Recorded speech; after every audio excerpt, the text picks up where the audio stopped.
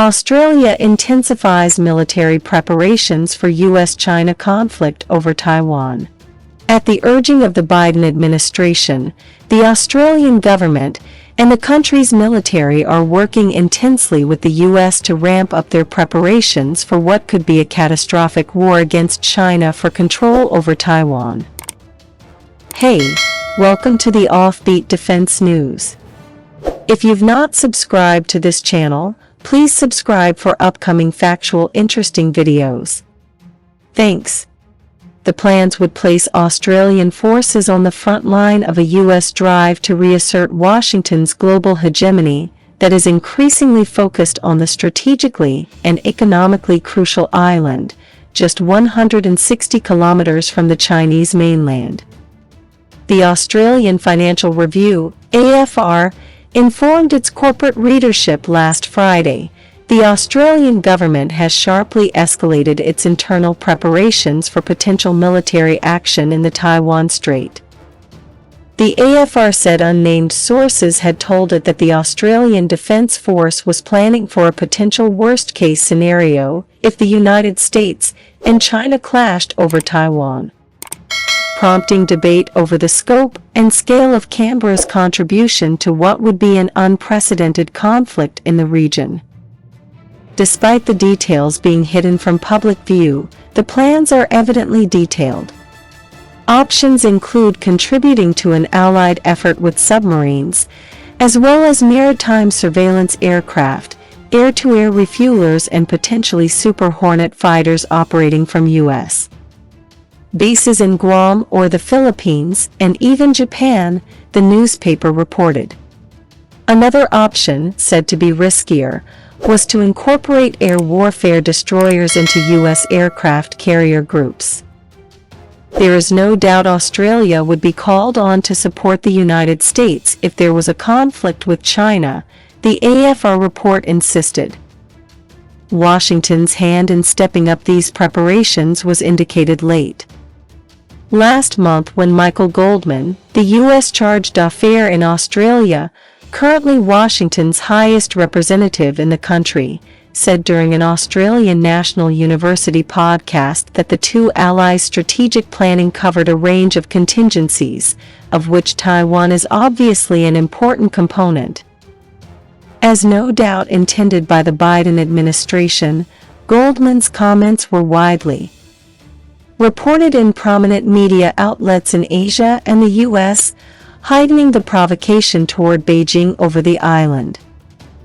In recent weeks, both the outgoing and incoming commanders of the U.S. Indo-Pacific Command, Admirals Phil Davidson and John Aquilino, have warned of a war over China within the next 6 years, or even earlier. Davidson and Aquilino accused China of planning to invade Taiwan. In reality, the U.S. is undercutting the One China policy, established in 1979 when Washington ended diplomatic relations with Taiwan, recognizing Beijing as the government of all China, including Taiwan. The Biden administration is stepping up an array of destabilizing moves initiated by the Trump White House, including the junking of previous restrictions on contact between U.S. and Taiwanese officials and the development of closer military collaboration with Taiwan. Last week, an unofficial U.S. delegation became the latest in a series of high-profile visits to Taiwan. The delegation included Richard Armitage, the anti-China hawk who served as George W. Bush's Deputy Secretary of State. Taiwan's President Tsai Ing-wen told the delegation her government would work with the U.S. to deter China's adventurous maneuvers and provocations. Speaking last week at an Indian Foreign Affairs conference, known as the Raisina Dialogue, Chief of Australia's Defence Force, General Angus Campbell justified the plans for war over Taiwan, saying all militaries undertook a whole variety of planning and rarely ever talk about it. However, the fact that such military preparations are being publicly talked about as a warning of how far the Biden administration is prepared to go to block China from challenging the supremacy over the Indo-Pacific that the U.S. obtained via victory in World War II. Analysts cited by the AFR said the U.S. pressure on Australia to commit to join a U.S. attack on China had intensified with last month's first-ever Quad summit, convened by President Joe Biden with the leaders of Japan, India, and Australia. Michael Shoebridge from the Australian Strategic Policy Institute, a government-funded and U.S.-linked think tank, said, Biden is using fast multilateralism. Obama wanted to get everyone in the tent and consult. Biden doesn't want to do that.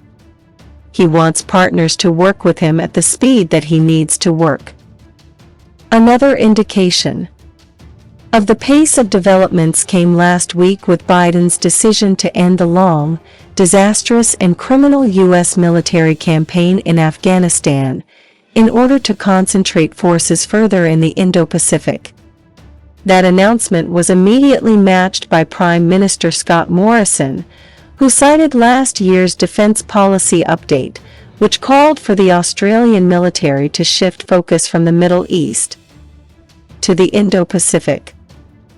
A former defense official told the AFR there would be questions in the government over whether the ANZUS Treaty automatically applied in the event of an alleged Chinese strike against Taiwan. Article 4 of that U.S.-Australia-New Zealand Pact, signed in 1951, commits each party to meet the common danger from an attack on their armed forces, public vessels or aircraft in the Pacific. That issue points to how sharply the Australian ruling class has shifted its position to commit itself to a U.S.-led war, despite China becoming Australian capitalism's largest export market over the past few decades.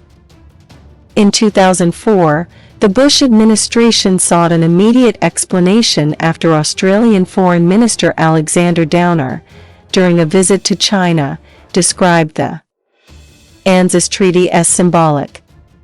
Downer said Australia would not automatically support the U.S. in a conflict with China over Taiwan. Downer's comments were denounced by Australia's military and political establishment, including the Labour Party's then shadow Foreign Minister Kevin Rudd, as a threat to the U.S. alliance.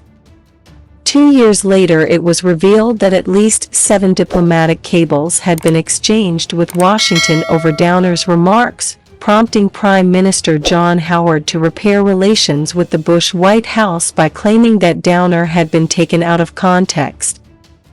Today, whatever the discussions about citing the ANZUS Treaty in an effort to justify Australian participation in a U.S.-led assault on China, the Liberal National Coalition government is already engaged in preparations for war, confident of the backing of the opposition Labour Party. As they have done in every major war, Labour and the trade unions are doing everything they can to stifle anti-war sentiment and demonize the targeted enemy. At Labour's recent national conference, the unions helped pass 6 resolutions denouncing China for aggression or human rights abuses on every front nominated by the Trump and Biden administrations, including Taiwan.